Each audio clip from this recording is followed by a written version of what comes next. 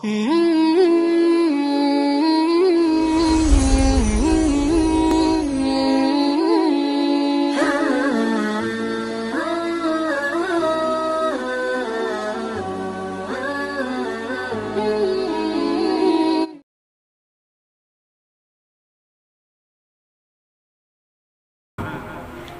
berikutnya yang ketiga, kata Rasulullah, ayuhan nas absus salam wa at'imu tu'am wasilul arham.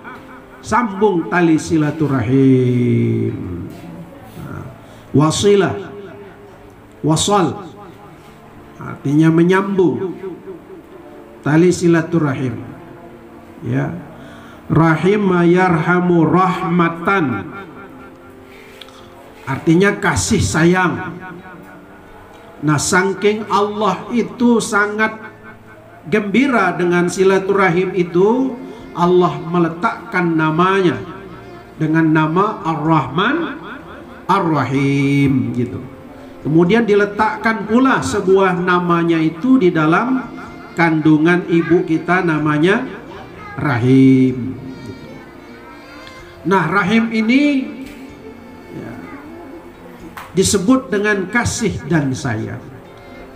Rasulullah ajarkan kepada kita untuk menyambung tali silaturahim. Misalnya man ahabba ayyub satalahu fir rizqihi wa ayyun sa'alahu fi asarihi. Barang siapa orang yang senang diluaskan rezekinya, kemudian ditambah keberkahan umurnya, maka hendaklah dia menyambung tali silaturahim. Dengan sambungan tali silaturahim itu, insya Allah akan menambah keberkahan. Seperti apa keberkahannya? Apa itu berkah? Nih anak-anak, apa arti berkah? Ada yang tahu enggak? Berkah itu apa? Sekarang Ustaz kasih tahu. Berkah itu ziyadul khair. Ziyada artinya zada yazidu ziyadatan. Kebaikan itu bertambah. Bertambah kebaikan-kebaikannya. Akhlaknya makin bagus, ya kan? Budi pekertinya makin baik, kemudian sangat menghargai orang, kasih dan sayang, berkah. Nah, kalau kita sandarkan keberkahan itu kepada makanan yang berkah, tentu makanan itu yang mendatangkan kesehatan, makanan yang menjadikan pikiran kita jadi cerdas. Jadi makanan itu berkah. Kalau kita sandarkan dengan ilmu, maka ilmu itu akan menjadi luas. Jadi ilmu yang barokah,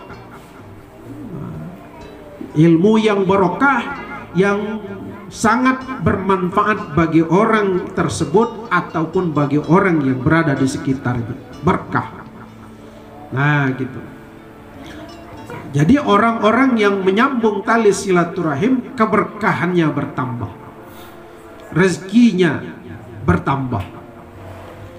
Kenapa bisa bertambah? Karena koleganya makin banyak, karib kerabatnya makin erat hubungannya. Tidak ada yang ribut-ribut, tidak ada yang terjadi pertengkaran, tidak ada. Kenapa? Karena dieratkan dengan tali silaturahim. Apabila kita menyambung tali silaturahim, maka nuansanya akan terasa baik, nyambung. Ibarat mikrofon ini sama perekamnya, ada talinya, itu namanya wasilah, silaturahim. Nah, sekarang Ustadz tidak ada lagi mic itu pakai tali sekarang ini, macam ini tidak pakai tali, tapi sinyalnya kencang. Nah, kita sesama kita sinyalnya harus kencang. Nah, walaupun tidak langsung bersilaturahim, tetapi melalui HP kita bisa koneksi satu dengan yang lain. Nah, gitu. Barangkali itu. Sampai jam berapa kita? 5 menit lagi. Oke. Jadi Tetapi sebaliknya, orang yang memutuskan tali silaturahim maka muncul petaka. Ya, petaka. Sebab apa? La yadkhulunal jannah qati'ur rahim. Tidak akan masuk surga orang yang memutuskan tali silaturahim. Nah, ini banyak orang yang mubalah dari ribut bertetangga, dapat teguran dengan tetangga, dapat teguran sesama teman, memutuskan tali silaturahim.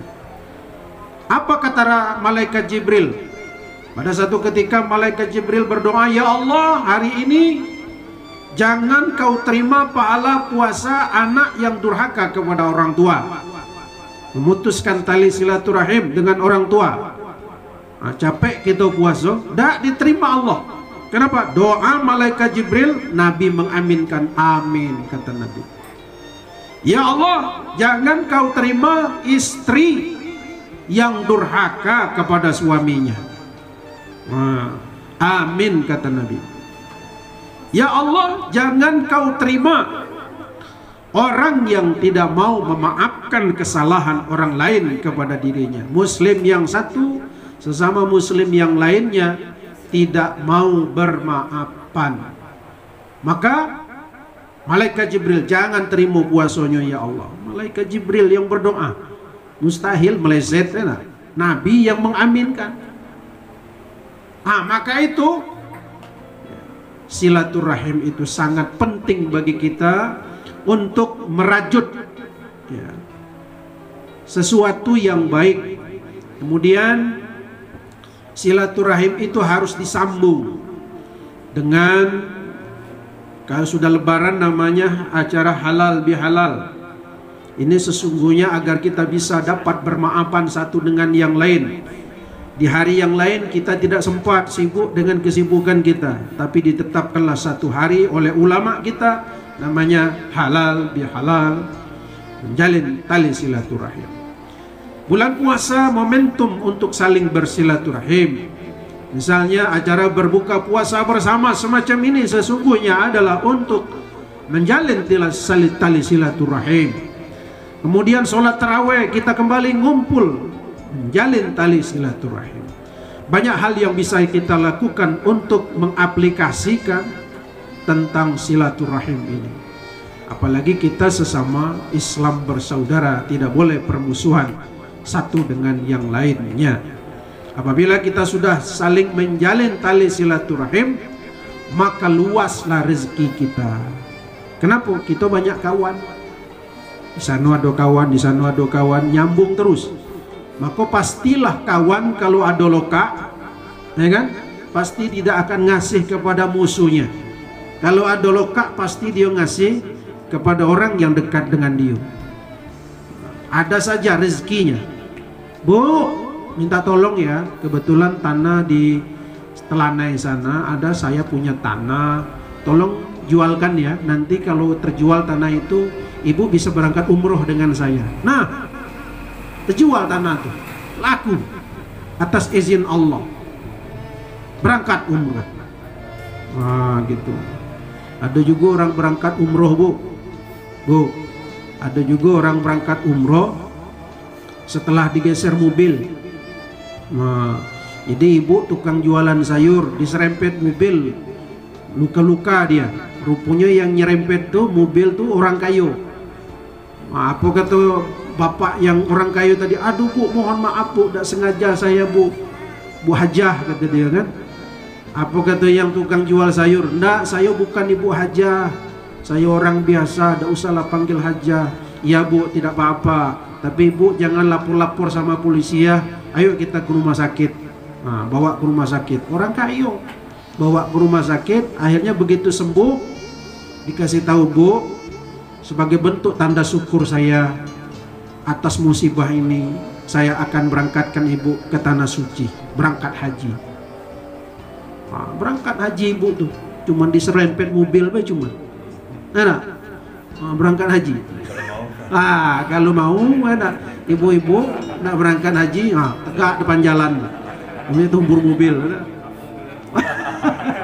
Sekali nombor mobilnya, mobil odong-odong. Aduh. ya. Celaka depan ya. Nah, dah, jadi menyambung tali silaturahim ya. Lalu berikutnya wasilul arham wasallu bil laili wan nasu niyam. Salatlah malam, bangun malam. Terkala orang sedang tidur, kita salat malam. Salat tahajud, salat hajat, salat apa saja, bangun salat malam. Nah, ini adalah merupakan keinginan yang diajarkan oleh baginda Rasulullah. Bayangkan Nabi Muhammad salat malam sampai bengkak kakinya, entah berapa banyak rakaatnya. Kita salat 8 rakaat lah saya ngantuk ya Bu ya. Ini masjid kita berapa rakaat? 8. Nah, 8 pun banyak protesnya nak. Nah, cepat juga tuh. Wah, dipesan dengan Pak Imam, malam tuh kita sembahyang tarawih langsung gigi 4 ya. Pak yuk kata Pak Imam gigi 4. Allahu Akbar, bismillahirrahmanirrahim, alhamdulillahirabbil alamin, amin. Allahu Akbar, Allahu Akbar. Wah, pontang panting di belakang. Apa kata anak SMP? No, ini baru mantap Imam, kata dia. Berkeringat kita sembahyang. Lah nenek-nenek yang asam urat di belakang tuh kayak mana? Belum sempat ruku imam lah sujud lah tegak pula pontang panting. Kalau sempat dia kena penyakit bengek, nah sudah pingsan dah. Nah itu. Jadi Nabi sholat malam sampai bengkak kakinya. Sholat malam, bayangkan berapa lama tegaknya tuh. Itu kalau Nabi bengkak kakinya sholat malam. Ada juga bapak-bapak kakinya bengkak tapi bukan sholat malam, nyepak meja. Gitu ya. Jadi tuh sholat malam, bangun tengah malam. Ya. Aqimis sholata liduluki syamsi ila ghasaqil laili wa qur'anal fajr. Inna qur'anal fajri kana mashhuda. Wa minal laili fatahajjad bihi nafilah. Salat tahajud sebagai salat tambahan bagi kita untuk mengangkat harkat derajat kita. Mudah-mudahan diangkat derajat kita di sisi Allah. Walaupun di mata manusia kita biasa-biasa, tapi di mata Allah mungkin barangkali kita adalah walinya, waliullah. Nah, sebab kita tidak tahu siapa yang akan menjadi waliullah selanjutnya. Hanya Allah yang tahu. Jadi wali itu bukan orang yang selalu banyak dikunjungi orang saja. Ada wali yang banyak dikunjungi orang, ya kan? Tapi ada wali yang tidak dikunjungi orang, biasa-biasa saja, tetapi dia di sisi Allah mendapat kemuliaan. Nah, memang yang namanya wali itu orang melihat zohirnya saja, wih rame orang berkunjung rumah dia, ngaji apa segala macam, pokoknya semuanya, ya kan? Apalagi orang pejabat-pejabat banyak minta doa. Kenapa? Katanya dia wali. Tetapi ada waliullah yang tersembunyi, atau disebut wali mahzub. Wali mahzub tidak dihormati orang, tidak diapa-apakan orang, tetapi di sisi Allah dia adalah seorang wali. Dan kadang-kadang apa yang dia ucapkan bisa terjadi dan nyata di depan mata. Misalnya dia katakan, nanti ini hujan sebentar lagi. Hujan memang di tengah panas. Nah, orang semacam itu wali yang disembunyikan oleh Allah Subhanahu wa taala. Baik, barangkali itu tausiah pada sore ini menjelang berbuka puasa bersama. Kita berharap dan berdoa dari rumah tahfiz Ar-Rahman ini akan lahir para hafiz, hafizah, qari, qari'ah yang insya Allah nanti akan mengharumkan orang tuanya, wabil khusus mengharumkan pondok pesantren kita ini, rumah tahfiz kita ini. Amin ya rabbal alamin. Demikian, lebih dan kurang saya mohon maaf. Wallahu muwaffiq ila aqwamit thoriq. Wassalamualaikum warahmatullahi wabarakatuh. Alhamdulillah, terima kasih kepada guru kita Dr. Ridwan Jalil yang telah memberikan mau'izatul hasanah, penyejuk hati kita, memberikan nasihat kepada kita tentang keutamaan menebarkan salam keselamatan, kedamaian, kemudian memberi makan orang-orang yang lapar, yang kesusahan, menyambung tali silaturahmi, dan mudah-mudahan kita istiqomah untuk menegakkan ibadah salat malam. Tadkhulul jannata bisalam, maka itulah